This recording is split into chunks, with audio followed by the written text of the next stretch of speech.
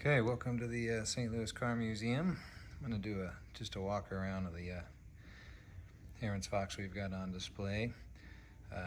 Just a little peruse of the whole facility. So this used to be an old bowling alley, and then it was retro. Well, really not retro. It was already climate controlled, and there was no pillars in here, so it just became a great accommodations for classic car storage. 1928 Ahrens-Fox N-S-4 serviced Greenburgh, New York, pretty much its entire life. It left briefly to another museum collection, and then I think a petition and some fundraising allowed them to buy it back, so it actually went back to New York, where it was used for parades and display purposes, and then they decided they needed the space in the station, so that's where we stepped up, and I think it took us almost 4 months to finally work with committees in the city to get it all done. But just you know, real nice time capsule. Obviously the paint is starting to fade in certain areas, but you know, you still see all these cool hand painted stuff. So as far as how one could go about restoring it, you know, if you catalog where all the filigree is and, you know, take a lot of documenting photos, I think it would be pretty cool. The filigree that was probably on these fenders, if there was any, I don't see any, definitely some on the body.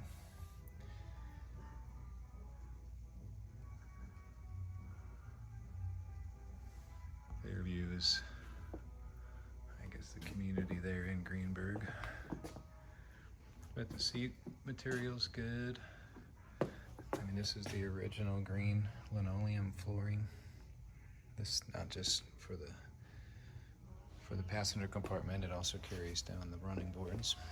I'm assuming there was a toolbox that attached right there.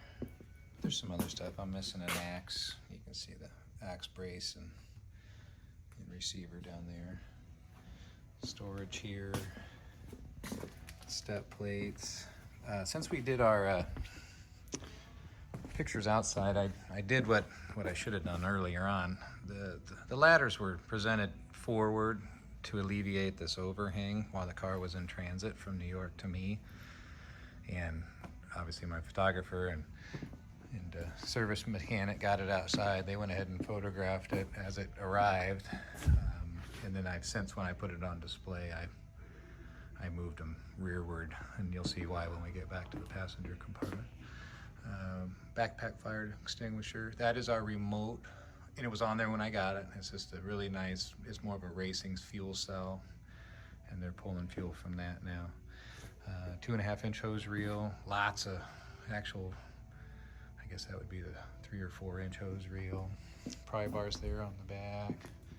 We got 4 nozzles, drop hoses, another lantern you can carry, storage box, batteries on the other side. So you'll see when these were forward, in my photographs, the ladders were way up here, and you had to kind of work around them to get to the seat, and I'm like, well, that's not supposed to be that way. But yeah, neat piece. Love these headlights.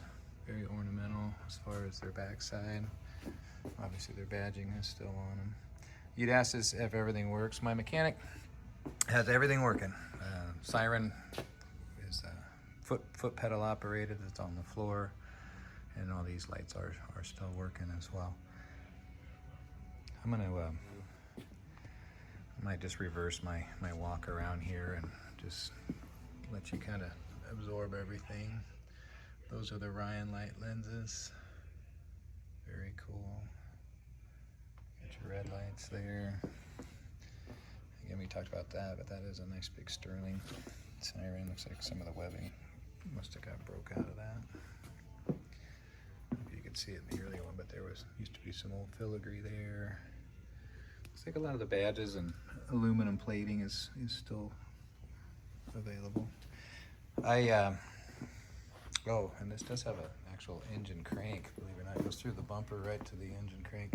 I believe that's what this guy is right here. big old engine crank. What I was gonna say was my mechanic who taught me how to operate this thing. Well, it's probably been a couple of months back. To be honest, I kind of forgot, but I'll show you in theory.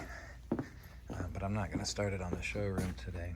Oh, there's a couple of hand pump fire extinguishers. I don't know if those are. They're probably refillable. It looks like they're serviceable on the top. You can put more stuff in. And pop up here. So, memory serves, you'll see a marking here on the, I guess that's the upper lever. That's our timing. The lower one is also our throttle control, which if you watch as I move it, you'll see my throttle here go down and back up. Choke is here, where you can introduce more fuel at startup and then back it back off as she warms up, which usually happens pretty quick. I don't have the battery on, but you'll see you got battery ignition, so your first position is off, and then move it over one. You can start on battery alone or the mag, which I don't think it'll start on mag, but it does have both if you come all the way over, and so that's both. And once you start it, I think you can click it back and let the mag take over. Push button starter. These are all nicely, you got headlight, surge lights. I think this is some of the rear red lights. Might be a high beam right there. That's our starter pedal. And again, that's throttle. I think that's our service brake, and that's clutch. There's your emergency park brake. And then you'll see these are labeled for direction. Reverse first, second, and third. Or in their case, low, medium, and high, I think is what that says. Beautiful bell. Hard to miss the sphere. Just turn around real quick. So, let me think about it. This is our fuel cell.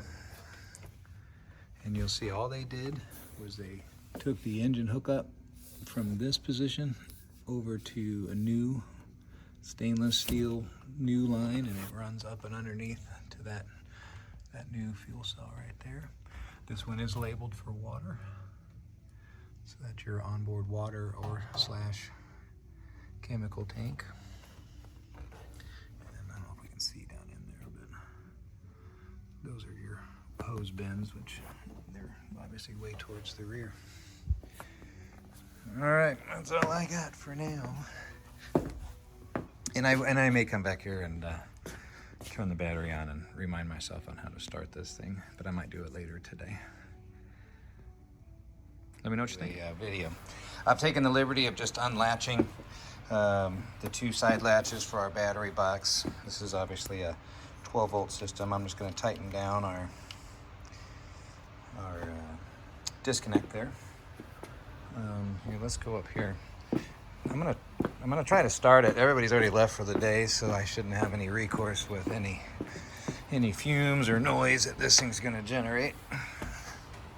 But I think I kind of. So we have a fuel valve. We're gonna turn that on.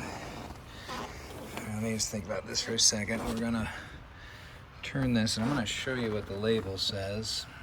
You'll notice it says air and gas, so I want to introduce a little bit more of the gas, choking it.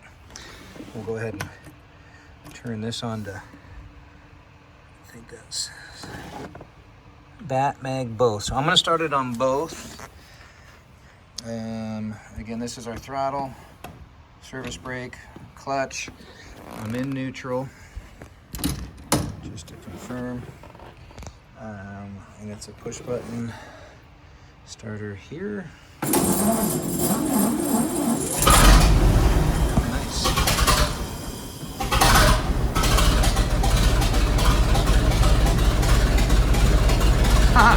Nice. You see our light stays on. You see it builds excellent oil pressure. Guessing after the temp gauge, it'll take a long time for that to warm up.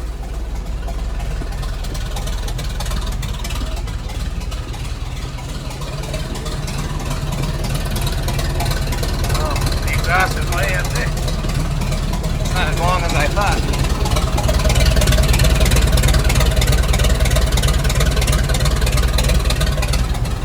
Pretty cool. All right, let's turn some lights on.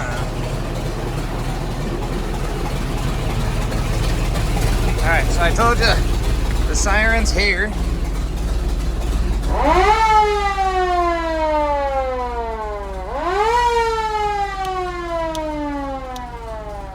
I'm just gonna turn everything on.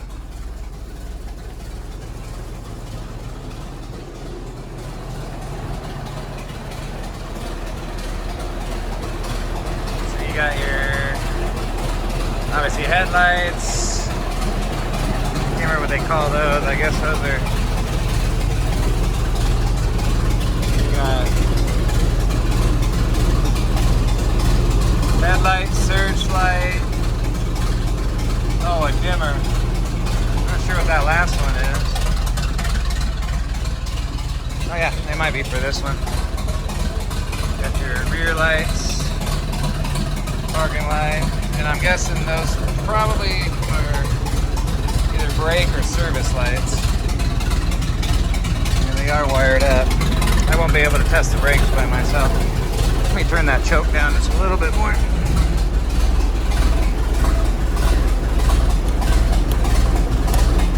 Oh, I'm gonna turn that back. That's just on Magneto now. Might smooth out a little bit.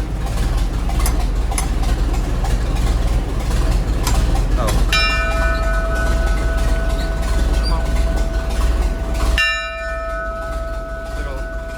Little loud. Not sure what that does. So I'm gonna go ahead and shut her off.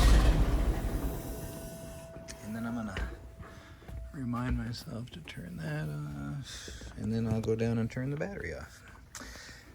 Yeah, she runs really good actually. She's just a little bit loud.